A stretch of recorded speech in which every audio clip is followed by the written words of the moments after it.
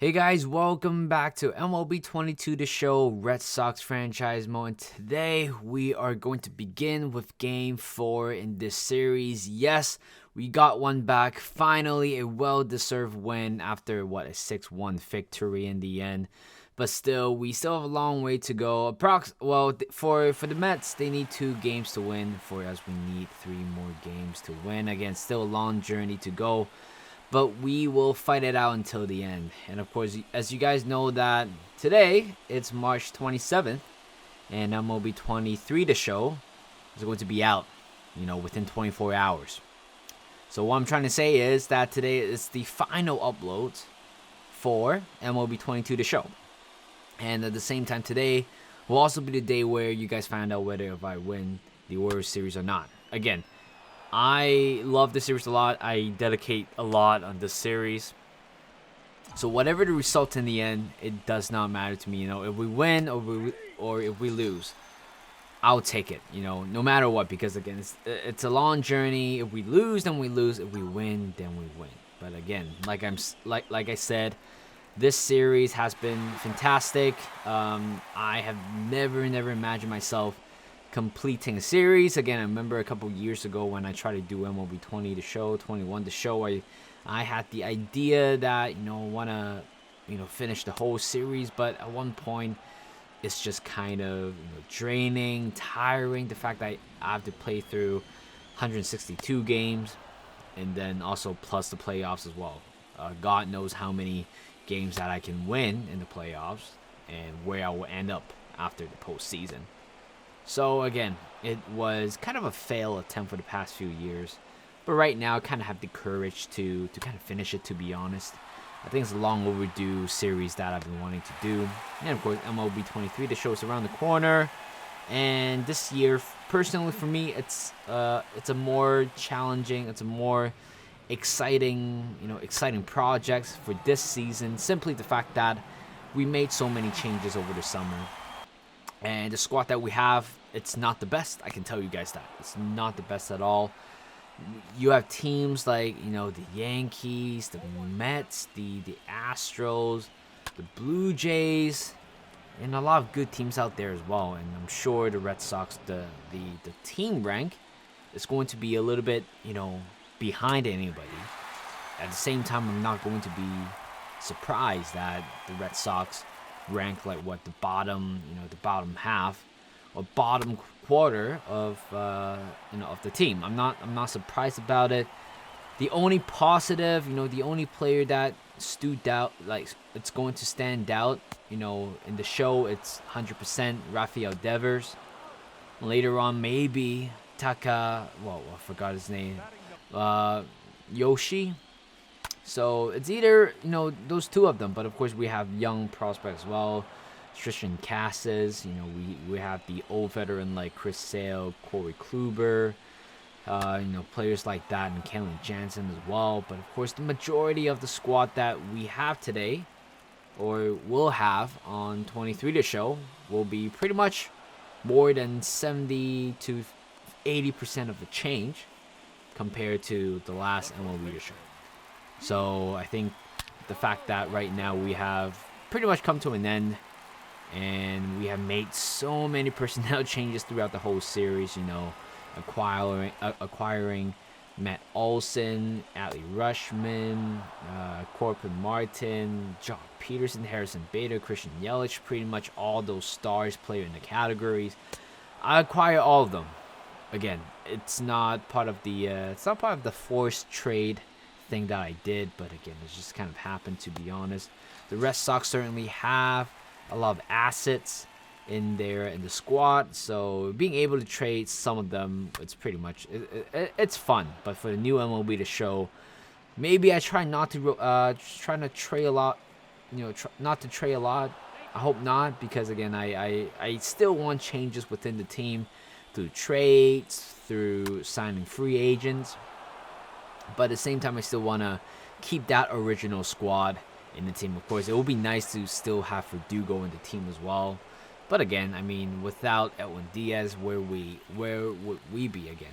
The thing is, Edwin Diaz is not particularly playing throwing the best baseball so far in this postseason, despite having a tremendous first 3 games. But after that, seems like the whole bullpen kind of collapsed alongside with him as well.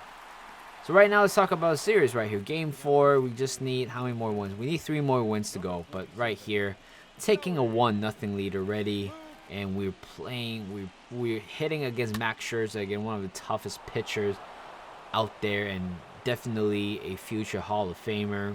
I believe he has already reached 3,000 K, and I'm not surprised that he's going to reach 4,000 K in the future.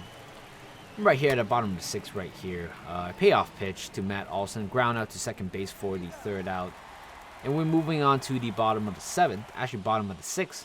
Nick Pivetta is still pitching, and this guy's been amazing for some reason. I feel like in this series, funny enough, our 3rd and 4th starters have a much, better, has a much bigger impact in the game compared to Chris Sale and also Nathan Eovaldi. And I found that very weird because usually it's the other way around. There's a reason why you put them as the 3rd or 4th starters, but right now they're pitching like they're, the aces of the team. And Nick Pivetta is being taken out of the game right there after giving up a double. Again, I think through 6 innings, this guy's been amazing. Gary Whitlock coming on, 2-2 count with the man on second. I believe with J.D. Davis hits a fly ball pop up right behind Trevor Story for the 3rd out. Right now we're moving on to the top of the 7th. 3-0 count to Adley Rutschman with a man on first. And again, shouldn't be swinging that pitch with the circumstances we are at. 1-0. We need another extra base runner on bases, but instead we decide to swing it out one very poorly. And Josh Taylor coming on, 1-0 count to Eduardo Escobar, hits a ground ball to Conforto after a diving Trevor Story for a single with a man on first right now. Brendan Nimmo is going to hit a ground ball to 3, 6, and 3 double play to end the inning. Again, a quick pitching by Josh Taylor, not the best, but does the job done. And here comes Christian Yelich. A ground ball back to the pitcher. A 1-6-3 double play to end the inning. Well, not to end the inning, but to get 2 outs. Later on, Tyler Rogers coming on right here to make his 8th appearance of the season with an ERA of 0. This guy's been impressed, but in these circumstances, out of nowhere, Francisco Lindor, a fastball outside of the zone, and certainly got quite a bit of carry to the ball, and that's a solo home run. And just like that, our 1-0 lead for the past 6-7 innings, it's gone. We worked so hard just to stay on top of this game, but we just couldn't do it at all. Top of the 9th, Devers continue his hot streak with a double, a flare to left field. Again, nobody is playing that position at all. That's a free double in the end. Matt Olson with a walk right now with a man on first and second with no outs, which put us in a very, very favorable position. Here comes J.D. Martinez. To be more safe, why not just lay down a bunt? And even though that was a great play by third baseman, right now with a man on first and third with 1 out, which put us into a greater advantage to play it and run. Here comes Trevor Story. Strikeout swinging, and then Bobby Dahlbeck is saved at second. Right now, 2 out with a man on second and third. Right here, here comes Harrison Bader to pinch hit for, I believe, Conforto. And of course, what the manager did is to intentional walk us Harrison Bader. And right now, we have to put Christian Arroyo to replace Adley Rutschman. Bases loaded right here. 2 out, 2-2. And here comes Arroyo. Looks at that one. Cutter. That's it. That's how the game goes in a very dramatic fashion, I guess. We could have played in a run, but offensive wise, some of the fringe plays that we have they have been quite, I don't know how you say it, they have been quite cold in the bench, and suddenly you ask them to pick up a bat and pinch hit. It's tough for them. And bases loaded, 2 outs, we score none. And Edwin Diaz start of this inning with 2 back-to-back base hit. And that was a very poor play by Trevor Story. The ball just went under him, and he pretended it was not his responsibility at all. But right now, with the man on second and third, no outs, I have decided to do the same thing. Why not just go for an intentional walk? Force them a bases loaded. Force them an out. 1-2 count. Eduardo Escobar went down checking. It was pretty much a fastball inside the zone for a K. That's a great way to start. And later on, Here comes Demo, hits a bunted pop-up. A one hopper in front of Trevor Story. Everybody just freeze on bases. And just like that, we ended the game, or we ended the inning with a very weird double play. I want to go over that in another video, but we don't really have another video to talk about that play. But certainly it was weird. I mean, when you lay down a bunt like that and base running, it was horrible from everybody pretty much. Everybody just froze. The fact that they weren't processing, the way how it bunted. And you know what? It did. And right now we're still in the game because of poor base running and poor execution as well.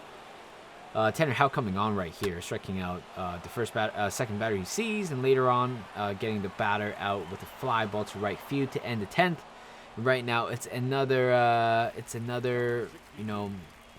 extra inning game. Again, it's quite tiring at times where you just have to kind of hang on to it. The fact that we are losing by, we're losing the series, but we have to keep it alive at the same time. Bobby Dobba taps one back to the batter, which offenses the runner to second. Could have been a double play, to be honest, but Trevor Story right here hits a high fly ball to left field. It's going to be a line drive. It is going to land on top of the wall right there for a double.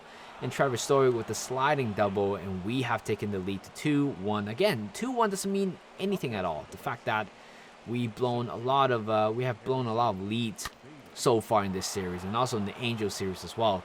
So I'm not relaxed at all, but the fact that there's something to cheer from. 3-2 count to Harrison Bader, and he's gonna walk that one. He's gonna look at that one. Ball 4 with the man on first and second. One now. Seth Dugal coming on to try to save the bullpen, try to save the deficit again, keep them alive. 3-2 count to Ronaldo Hernandez, and he hits a ground ball, a 3-6-3 double play. You don't expect much from your fringe player at all at the moment, but this is the beauty of it. Nathan Eovaldi is going to pitch in the last inning right here.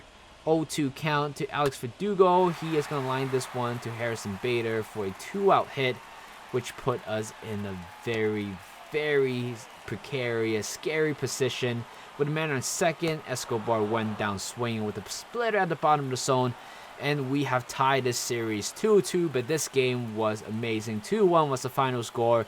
I thought we are going to that territory where we just have to go through the extra innings, but Nathan Eovaldi again scheduled to pitch today, and right now we forced the game into game 5, and Chris Sale will be picking up the ball next game. And of course, based on the next circumstances, we want to see how game 6 is gonna go. I mean, game 6 is pretty much still alive at the moment after a win today. But a series tie, play of the game, Nick Pivetta, he pitched 5.2 inning, allowing 4 hits and striking out 8. I didn't even realize he has that many Ks in this game. But Tanner Houck will be taking the win, Drew Smith taking the loss, and Nathan Eovaldi making a very rare relief appearance in this postseason, and he will earn his first saves in the postseason, first ever saves in the postseason, or maybe in his life, I don't know. But thank you guys for watching. Hope you guys enjoyed this video. Like this video, subscribe to my channel, and I'll see you guys in a bit.